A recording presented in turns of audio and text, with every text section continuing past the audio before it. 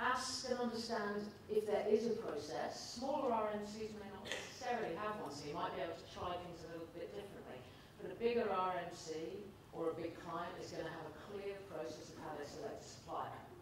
So try and find out what it is and understand it rather than trying to push a different way. Once you understand it, you can play the game the way that they want it to be played. Right? Okay? So really we're focusing on, I guess, sourcing and selection here, and then Justin will be focusing on training and implementation. So try to pick out what are we looking for. It's quite difficult. A guy called Ray Carter's done a lot of work on procurement and supply chain.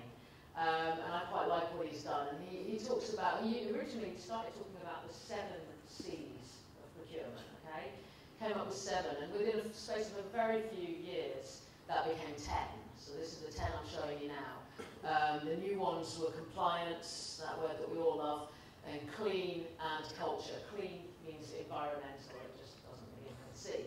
So basically, you pick these 10, and I think they do summarise quite well. I'm sure you could pick others as well. You could keep going with this for a long time.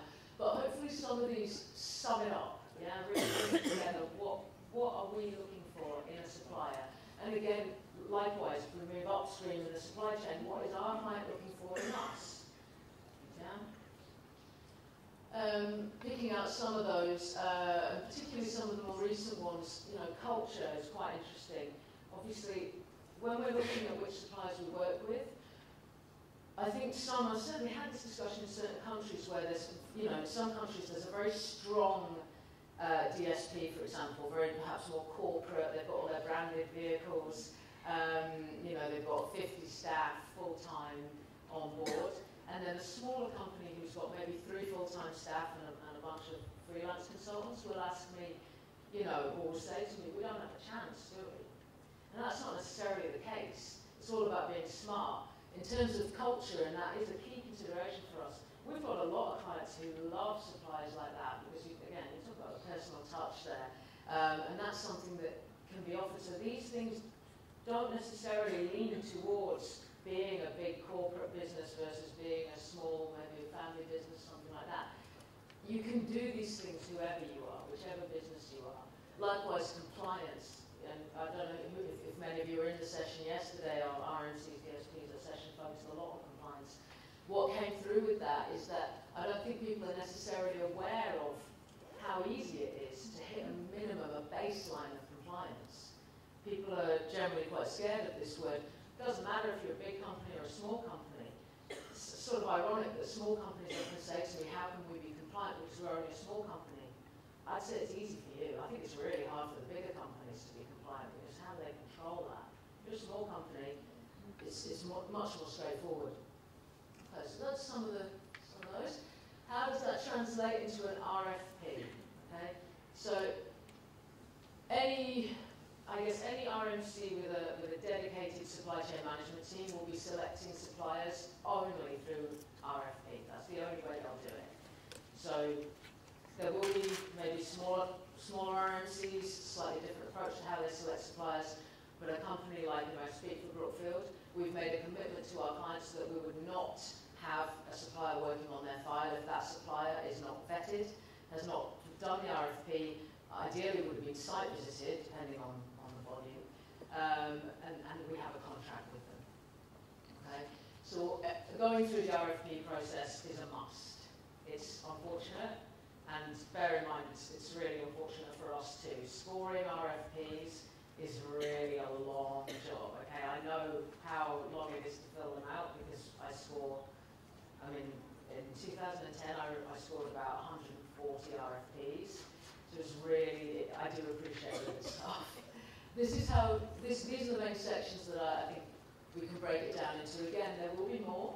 But this is just some ideas of what I would suggest you should have on file, because RMCs are generally going to be looking for this type of thing. Build up a database of information so that you don't need to fill it out from scratch every time. I'd be quite surprised. I mean, I was part of the acquisition Brookfield acquired Pricoa Prudential 2011, and this year I've had a very fun job. My job's exciting like this, of putting together 2 RFPs. And together to create one. They were different in terms of how the questions were worded or the style, but really, of course, the core questions were the same. There were a few where I thought, well, that's a nice question, we'll use that, but pretty much the same. So you should see, across RMCs, the questions are the same. If you build up a database of that information, you can really almost cut and paste. One thing that I would say with that is that, obviously, cut and paste, when I was running an RFP for Price, someone assured me that they would do their absolute best for carters, and that is nice to know, but not very reassuring for me. So do be careful with the cut and paste. Okay. One thing I would say as well, references on there. Often when we do an RFP, we ask for references, and we often will know. We won't contact them until we have your permission, but people will just write confidential. Now, if you don't have 3 people that can say you're brilliant, I'm concerned. Okay, so because we want to check those references, so make sure that you do. And I would suggest don't put that it's confidential. You know, I know that you're wanting to sort of be careful what you share. The RFP process is under NDA, non-disclosure agreement, right? It's a confidential process. We're not allowed to share that information or use it in any way, just the same as you're not. So it is worth sharing and showing openly. We have references and they're good. Okay. Bear in mind, of course, pricing is just one of these. Okay, hot topics. These are the ones where I think could really start to differentiate itself. These are the ones that we're getting from our clients a lot. So when we see a DSP or any supplier that can answer these well, we think, great, that's going to give us a solution. Yeah. So benchmarking, know how your pricing stands in your market. How do you do that? Sometimes you do it the hard way. You do it by being unsuccessful in an RFP. If that happens, ask for feedback, whether you're offered or not. You should be given the opportunity to get feedback and ask how your pricing stood, perhaps percentage-wise. Were you 50% more expensive? Were you 10% more expensive? Or were you cheaper but not with enough quality? Make sure you understand where is your pricing in the market.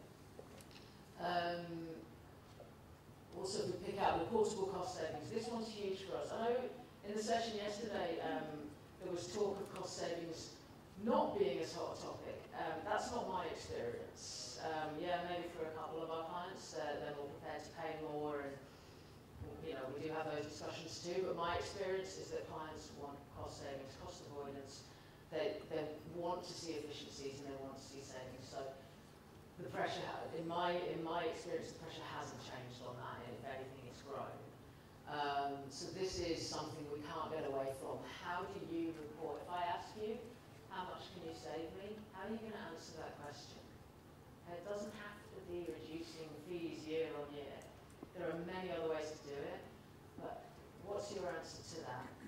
Yeah. I mean, for us, the answer we have in our system, and we've just built this in, that we can actually not only report on what you save in terms of budget negotiations, but also softer cost savings. You know, did you manage to get a free washing machine put in there? Did you get, you know, anything like utilities included? Anything that you achieved that relates to cost savings or cost avoidance? How do you report on it? Because if you don't report on it, it didn't happen. Yeah. Okay, I've also put on the environmental standards this one, and maybe kind of skipping ahead here to the crystal ball, but this one, I mean, this is one we're already seeing a lot of it. People want to know, we're getting RFP questions, what do you do environmentally, and also corporate social responsibility, CSR.